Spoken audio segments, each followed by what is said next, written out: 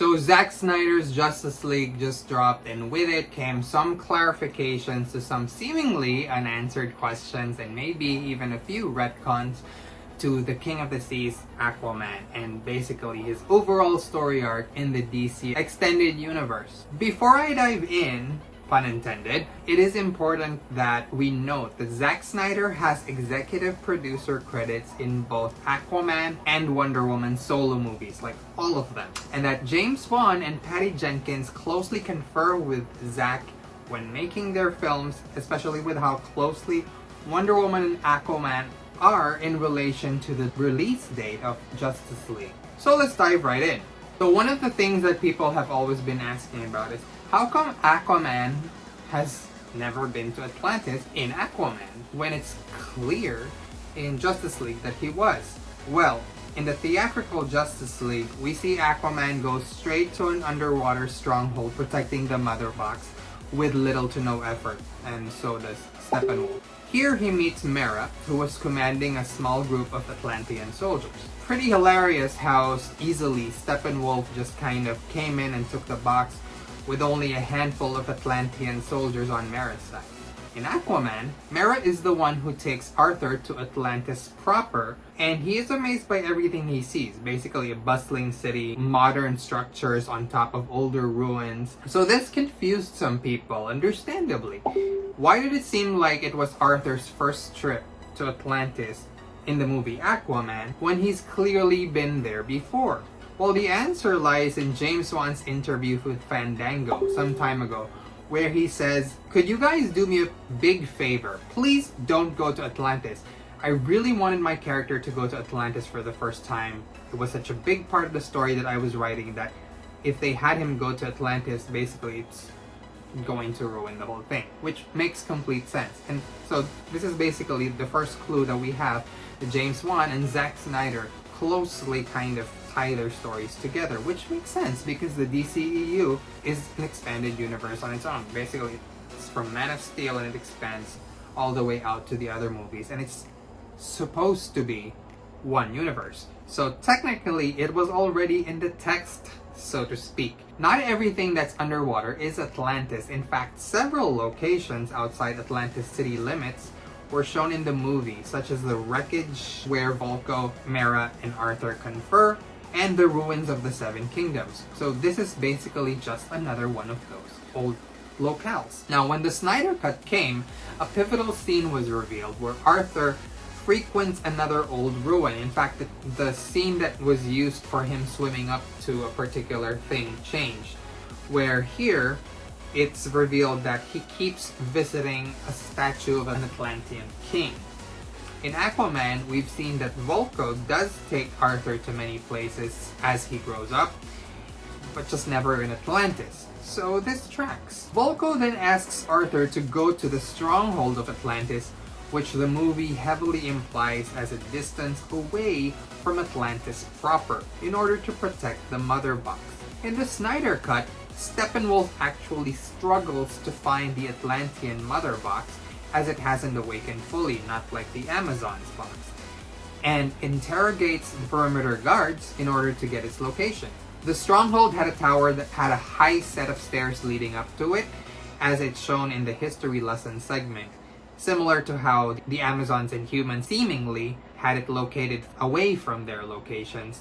It is also somewhere outside their city, and it's also very clear in the movie, and also discussed by Zack Snyder, that this was from the time before Atlantis sank. So this whole tower thing was built in order to protect that Mother Box. Now, fans also wondered why King Orm wouldn't protect the Mother Box, and the Snyder Cut reveals more than what we actually wanted it to by adding back a line of dialogue where Mera cites how short-sighted and cruel Orm was not to send more guards to help them. A little fun aside, the fact that these Atlantean soldiers were solely designed to guard the surrounding area and the interior of the Stronghold, the fact that their armor differs from the one seen in Aquaman makes even a lot more sense. And of course, I understand that it's basically Zack Snyder's vision and James Wan's vision, but bear with me here. Keep in mind that these are strictly Mera's soldiers strictly for the mother box. Those are the only soldiers that we see, and they're only situated in that Atlantean stronghold. So it makes even more sense now that those Atlantean soldiers look different from the ones that we see in Atlantis in the movie. These gold-clad soldiers are under Mera's command, exclusively there to guard the stronghold of the mother box. So short version, the stronghold was not necessarily in Atlantis. It was made by Atlantis, but before the time that Atlantis sank, and it's not in Atlantis proper. Now, another key feature of Aquaman that is constantly put out as a possible issue in terms of plot points is the Trident. Now, the first time we see it is in Batman vs Superman: Dawn of Justice. Now, while Jason Momoa refers to this as a quindent, I'm going to refer to it as a trident, as it's referred to as a trident in the comic books, even with, 5 prongs, and even in the movie. The first trident we ever see was wielded by Arthur, and this goes on to be the exact same trident that Vulko tries Arthur to take in Justice League, the Snyder Cut. This is revealed to be his mother's trident. According to Zack Snyder in Vero during the trailer breakdown for the Snyder Cut, the very first black and white trailer breakdown, he says that Vulko is a custodian of the Trident, and we see some of this in the Aquaman movie. Essentially, time and time again, Vulko would lend Arthur the Trident because he's the custodian. He would use it for battle, for practice, but essentially Arthur does not really hold on to it. And that scene that we see in the Marianas Trench that Diana mentions in the Snyder Cut, and that we see for the first time in Batman vs Superman, that's literally one of those times. We also see it in the Aquaman movie where Vulko trains Arthur in the use of the Trident in other forms of combat. This explains Arthur's on-again, off-again relationship with said Trident, and interestingly enough, this Trident isn't even unique in shape, because if you look closely, the Atlantean soldiers that are guarding the entrance of the Mother Box are using replicas of the same Trident. This is Easter eggs. Mera looks up to Queen Atlantis so much, so she probably wanted to give the entrance guards replicas of that same Trident, because as we see other Tridents used in Justice League, they're also a different shape. They're actually shaped like flat 5-pronged fork. Now, some also wondered why the said Trident didn't repel water in the Aquaman movie, and the answer is didn't really need to. There simply were no scenes written where it was necessary to do so. However, the ability of the Trident to generate some level of shockwave was still very much present. Now, the second Trident we see in the DCEU is the Trident of the ancient king of Atlantis, which may or may not be Atlan. I say may not be because technically it doesn't truly matter, and I'll get to that in a bit. The Trident is visible in the history lesson and in the ruins of the ancient king that Arthur frequently visits. It was used during the war with Darkseid, well before Atlantis sank. In the trailers, we saw that same Trident among the ruins of the Hall of Justice in the Nightmare sequence, but it's revealed in the Snyder Cut that this was actually carried around by Mera. This gives us the idea that Mera fell in battle against Superman along with the Joker, and this was not the same Trident that Arthur had to go looking for in the movie Aquaman, which would be the third Trident that we see in the DCEU. It is actually safely locked away outside of any plot holes and plot points, given that it was forged from the metal of Poseidon, directly responsible for the sinking of Atlantis well after the history lesson. It was also possibly responsible for the mutation of its people into water breathers as seen in Aquaman. Now, earlier I mentioned that it may or may not have been King Atlan in the history lesson portrayed by Julian Lewis-Jones, but it doesn't really matter in the long run if they were the same king, given that either iteration had each their own Trident and their own place in history in flashbacks. The king that was played in the history lesson was played by Julian Lewis-Jones, and King Atlan in Aquaman was played by Graham McTavish. Now, it could very well mean that they're the same person and that there were two Tridents used by the same king. Entirely possible, because remember, as soon as he had that Trident of Poseidon made, it basically broke Atlantis. And that was well after anything that happened in the history lesson. And King Atlan himself eventually retreated in exile. In the theatrical cut of Justice League, we see Amber Heard create an air bubble seemingly in order to communicate. Now, in Vero, Zack Snyder did say that the original intent in Justice League is that English as we know it doesn't carry over underwater, and an air bubble would be necessary in order to be understood and heard in full English. In the Snyder Cut, we actually see Mera speaking to her subordinates in almost whale-like sounds. Now, James Wan seemingly changes this by doing away with the need for air bubbles every time the characters speak. However, it also kind of adds a key element to the air bubbles, wherein Mera and Volko create an air bubble in order to speak to Arthur in private in that shipwreck. If you look at this in the context of Justice League, it would also make sense, given how Mera speaks to Arthur about being the firstborn of Atlanta, something that she wouldn't necessarily want in earshot of her soldiers.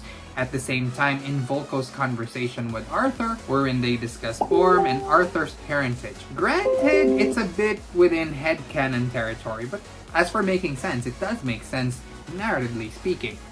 As for Mera's whale speak and the darkness of the underwater depths, one can think of it in these terms. In Justice League, you are underwater but looking at things through your eyes and ears, whereas in Aquaman, everything is through the eyes and ears of an Atlantean. In fact, there's a whole scene about how their eyes and our eyes are not the same, and it makes a bit more sense looking at it this way. Now, both the theatrical and Snyder cuts make mention of the Atlanteans and the Amazons having gone to war with each other, and while technically it could have happened at any time, Diana does make it a point to mention in the Snyder cut that their histories taught them not to fight together and trust each other. In fact, it was part of what made the Age of Heroes so great. Warring civilizations coming together to defeat Darkseid and Apocalypse. The theatrical cut already made it clear that Arthur felt like he was abandoned by his mother, and that this was something Mera cautioned him against feeling. This actually led beautifully to Aquaman because he carried over his conflicted feelings about his mother to that movie, where it's revealed that he's both angered by his mother leaving and the fact that the Atlanteans executed her by sacrificing her to the trench. This is further delved into in the Snyder Cut, where Arthur's anger at his people is mentioned more than once, and why he would only ever visit locales outside of Atlantis. And this is seen also in the movie Aquaman. Now again, at this point, I invite you to remember that James Wan and Zack Snyder have been working in conjunction with each other for Justice League and Aquaman. Many Aquaman fans were surprised when, in the movie Aquaman, Nereus was revealed to be Mera's father. In the comics, they had no familial relations whatsoever. In fact, Nereus of Zebel claimed Mera to be his bride. So this was more than a little strange. In the theatrical cut, Mera mentions that her parents fought in the wars, which led Atlanta to take her in, and in the Snyder cut, this line is changed back into that her parents died in the wars, which means the intent was always there to have Nereus be her adoptive father instead. Now, how does this all connect? In the Snyder cut, Arthur has no interest in joining Bruce Wayne's league, but in his frequent visits to the Ancient King's shrine, he is met by Volko, who tells him about the warmongering he knows Orm is up to, and tries to get Arthur to take back his mother's trident. He also asks him to go to the Stronghold of Atlantis, built for the box where Mera is.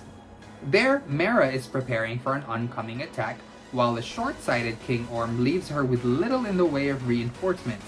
Steppenwolf attacks, and Mera almost manages to take him on, but fails, where Arthur steps in to try and help her.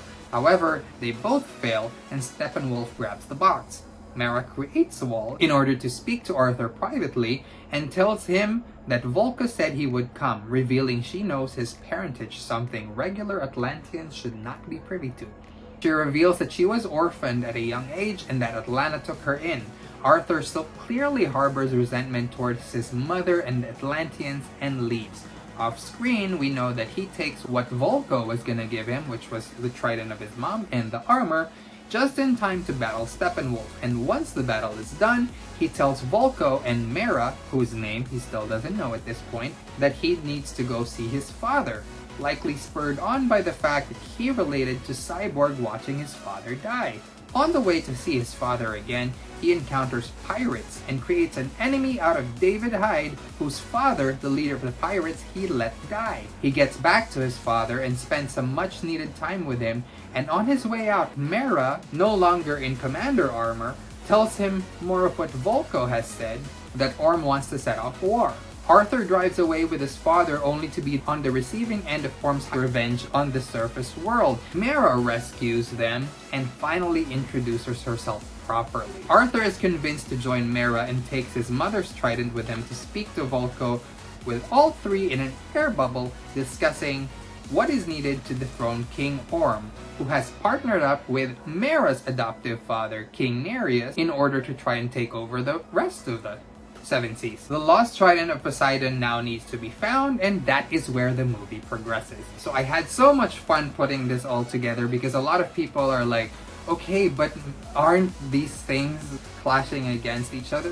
They really aren't, guys. You just have to kind of, there's suspension of disbelief, and if that's not enough for you, Zack Snyder and James Wan have gone on record to say things to kind of help these movies correlate better. And yes, I understand that the water bubble thing is kind of headcanon, but it is what it is. And it kind of works, I would say. So I hope you guys can try to take a look at things from this more connected standpoint and just have fun watching the movie.